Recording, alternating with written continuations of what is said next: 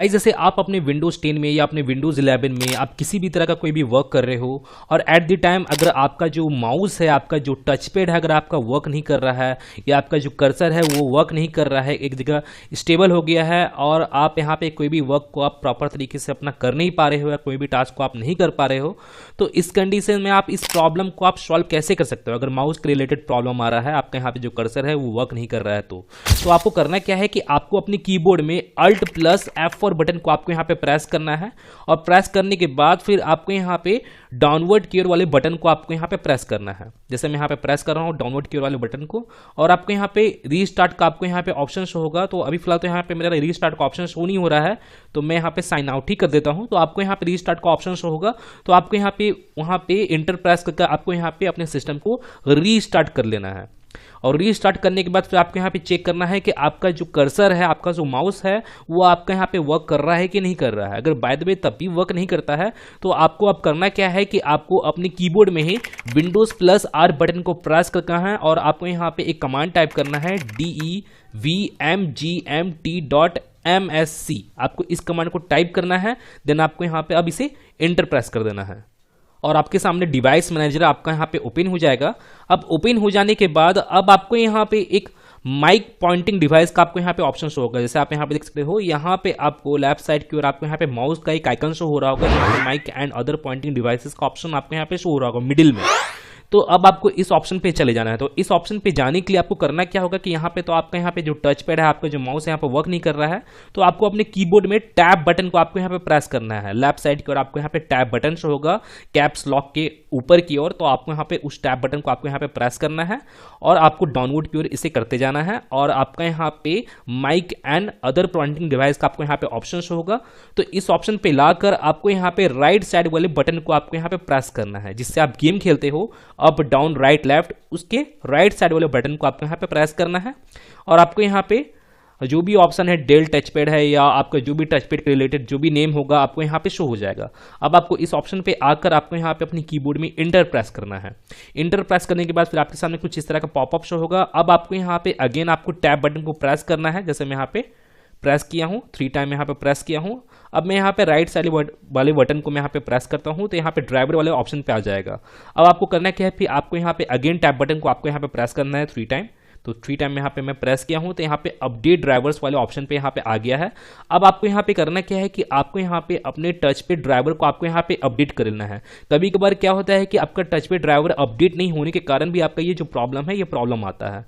तो जब भी आप यहाँ पे टच पे ड्राइवर को अपडेट कर रहे हो तो आप मेक श्योर कर लीजिएगा कि आपके सिस्टम में इंटरनेट वगैरह कनेक्ट है कि नहीं। ऐसे यहाँ पे मेरे सिस्टम में इंटरनेट कनेक्ट ही है, तो मैं यहाँ पे डायरेक्टली यहाँ पे इंटर प्रेस करता हूँ और यहाँ पे जो पहला वाला ऑप्शन है सर्च ऑटोमेटिकली फॉर ड्राइवर्स वाले, इस ऑप्शन पे मैं यहाँ पे इंटर प्रेस करता हूँ। तो यहाँ पे मेरा जो टच पैड है वो यहाँ पे अपडेट होना स्टार्ट हो जाएगा। अगर बाय द वे यहाँ पे आपका टच पैड अपडेट नहीं होगा तो जैसे यहाँ पे मेरे केस में क्या है कि यहाँ पे मेरा जो टच पैड है वो ऑलरेडी इंस्टॉल है, ऑलरेडी अप टू डेटेड है। जैसे यहाँ पे आपको यहाँ पे लिखा शो हो रहा होगा the best driver for your device are already installed. अब यहाँ पे अपडेट कर लेने के बाद अब आपको यहाँ पे चेक करना है कि आपका जो माउस है, आपका जो पॉइंटिंग डिवाइस है यहाँ पे वर्क कर रहा है कि नहीं प्रॉपर तरीके से। अगर तभी वर्क नहीं करता है तो आपको यहाँ पे अगेन आपको यहाँ पे टैब बटन को प्रेस करना है और आपको यहाँ पे इसे क्लोज कर लेना है। क्लोज करने के बाद फिर आपको अगेन अपडेट ड्राइवर वाले बने ऑप्शन पर आपको यहाँ पे इंटर प्रेस करना है। अब आपको यहाँ पे browse my computer for drivers का आपको यहाँ पे ऑप्शन होगा, तो आपको इस ऑप्शन पे चले जाना है सेकंड नंबर ऑप्शन पे। अब आपको यहाँ पे इंटर प्रेस करना है। अब आपको यहाँ पे नीचे आपको यहाँ पे let me pick for list of available drivers on my computer का ऑप्शन होगा, तो आपको इस ऑप्शन पे आपको यहाँ पे चले जाना है। मैंने टैब बटन को आप यहाँ पे प्रेस करोगे तो यहाँ पे ये ऑप्शन आपका यहाँ पे हाईलाइटेड हो जाएगा, तो आपको यहाँ पे इंटर प्रेस करना है। अब आप यहाँ पे देखोगे यहाँ पे आपको 2 ऑप्शंस आपको यहाँ पे शो हो रहे होंगे। जैसे आप यहाँ पे देखोगे यहाँ पे 2 ड्राइवर्स आपको यहाँ पे शो हो रहेंगे मेरे टच पैड के रिलेटेड। तो आपको करना क्या है कि आपको इस ड्राइवर को सिलेक्ट करना है। अब आपको यहाँ पे नीचे की ओर आपको यहाँ पे नेक्स्ट आपको यहाँ पे बटन शो होगा, तो आपको यहाँ पे इस नेक्स्ट बटन को प्रेस करना है। वही अपने कीबोर्ड में टैब बटन को ही प्रेस करना है, तो आपका यहाँ पे नेक्स्ट बटन जो है ये हाईलाइटेड हो जाएगा। तो आपको यहाँ पे इंटर प्रेस करना है और आपको इसे इंस्टॉल कर लेना है। जैसे मैं यहाँ पे इंटर प्रेस करता हूँ और आप यहाँ पे देखोगे यहाँ पे आपका जो ड्राइवर था वो आपके यहाँ पे इंस्टॉल होना स्टार्ट हो जाएगा। जैसे आप यहाँ पे देखोगे यहाँ पे मेरा इंस्टॉल हो रहा है। तो इसी तरह इंस्टॉल हो जाने के बाद जैसे आप यहाँ पे देखोगे सक्सेसफुली यहाँ पे इंस्टॉल हो गया है। इंस्टॉल हो जाने के बाद फिर आपको यहाँ पे चेक करना है कि आपका जो टच पैड है, आपका जो माउस है, वो प्रॉपर तरीके से आपका यहाँ पे वर्क कर रहा है कि नहीं कर रहा है। अगर बाय द वे यहाँ पे वर्क नहीं करता है, फिर आपको यहाँ पे इसे क्लोज करना है। फिर आपको यहाँ पे अपडेट ड्राइवर वाले ऑप्शन को इंटर प्रेस करके आपको यहाँ पे ओपन करना है। अब आपको यहाँ पे browse my computer for drivers वाले ऑप्शन पे अगेन चले जाना है और आपको यहाँ पे let me pick from a list of available drivers पे आपको यहाँ पे अगेन आपको यहाँ पे चले जाना है, टैब बटन को प्रेस करके। अब आपको यहाँ पे इस बार आपको यहाँ पे नेक्स्ट वाले ड्राइवर को आपको यहाँ पे इंस्टॉल करना है, PS2 कंफर्टेबल माउस। मैंने टैब बटन को ही आप यहाँ पे प्रेस करोगे तो यहाँ पे आपको नेक्स्ट बटन आपके यहाँ पे सिलेक्ट हो जाएगा। फिर उसके बाद आप यहाँ पे इंटर बटन को प्रेस करके आप यहाँ पे उसे इंस्टॉल कर सकते हो। तो यहाँ पे ये भी मेरा इंस्टॉल हो गया है। फिर आपको यहाँ पे चेक करना है कि आपका यहाँ पे टच पैड आपका है जो वो वर्क कर रहा है कि नहीं कर रहा है। अगर तब भी वर्क नहीं करता है तो आपको यहाँ पे इंटर बटन प्रेस करके आपको इसे क्लोज कर देना है और इसे भी आपको यहाँ पे क्लोज कर देना है। क्लोज कैसे करना है, आपको Alt+F4 बटन को यहाँ पे प्रेस करना है या आपको ऑटोमेटिकली यहाँ पे क्लोज हो जाएगा।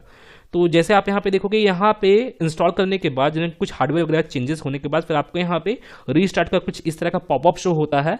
तो आपको यहाँ पे यस बटन को प्रेस करके आपको यहाँ पे रीस्टार्ट कर लेना है, नहीं तो आप Alt+F4 बटन को प्रेस करके आप यहाँ पे रीस्टार्ट कर सकते हो। तो यहाँ पे अभी फिलहाल तो मैं अपने केस से यहाँ पे रीस्टार्ट नहीं कर रहा हूँ क्योंकि यहाँ पे रिकॉर्डिंग वगैरह कट हो जाएगा, लेकिन आप यहाँ पे रीस्टार्ट कर लीजिएगा। रीस्टार्ट करने के बाद फिर आप यहाँ पे चेक कीजिएगा रीस्टार्ट होने के बाद कि आपका ये जो प्रॉब्लम है, ये प्रॉब्लम आपका सॉल्व हुआ है कि नहीं सॉल्व हुआ है। अगर बाय द वे तब भी ये प्रॉब्लम आपका सॉल्व नहीं होता है तो अब मैं यहाँ पे नेक्स्ट स्टेप भी बता देता हूँ। अब आपको करना क्या है कि आपको अपने कीबोर्ड में ही विंडोज बटन को प्रेस करना है और आपका स्टार्ट मेनू ओपन हो जाएगा। अब आपको यहाँ पे टाइप करना है रीस्टोर, आपको यहाँ पे टाइप करना है और आपको यहाँ पे क्रिएट रीस्टोर पॉइंट का ऑप्शन होगा तो आपको यहाँ पे इंटर बटन को प्रेस करके आपको यहाँ पे इस ऑप्शन को आपको यहाँ पे ओपन कर लेना है।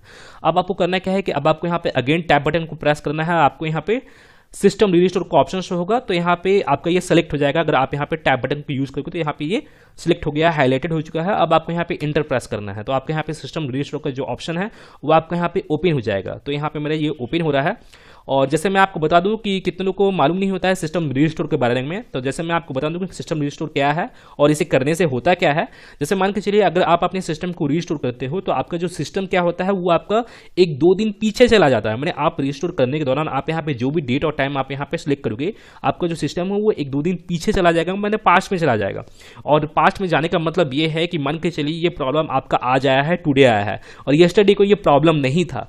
तो अगर आपका सिस्टम येस्टरडे को शिफ्ट हो जाता है या येस्टरडे से पहले शिफ्ट हो जाता है तो वो प्रॉब्लम उस टाइम नहीं था, तो वो प्रॉब्लम भी आपका सॉल्व हो जाएगा जो आपका माउस से रिलेटेड प्रॉब्लम है।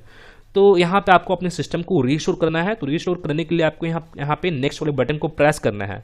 और एक बात और, जैसे मैं आपको बता दूं कि अगर आपको यहाँ पे किसी भी तरह का कोई भी एरर शो होता है या रेड कलर का क्रॉस मार्क अगर बाय द वे यहाँ पे शो होता है रीस्टोर करने के दौरान, तो उस प्रॉब्लम को सॉल्व करने के रिलेटेड मैं ऑलरेडी एक वीडियो बनाया हूँ और मैं उस वीडियो का लिंक अपने इस वीडियो के डिस्क्रिप्शन में और ऊपर आई बटन पर भी दे दिया हूँ। तो आप जाकर उस वीडियो को वॉच करके आप उस प्रॉब्लम को सॉल्व कर सकते हैं। फिर आपके बाद आपके सामने कुछ इस तरह का इंटरफेस हो जाएगा। तो अब आपको यहाँ पे इसे नेक्स्ट करना है। अब आप यहाँ पे देखोगे आपके सामने कुछ इस तरह का इंटरफेस शो होगा। अब आपको यहाँ पे एक डेट आपको यहाँ पे शो हो रहा होगा। जैसे आप यहाँ पे अप या डाउन बटन को आप यहाँ पे प्रेस करोगे तो यहाँ पे ये सेलेक्ट हो जाएगा।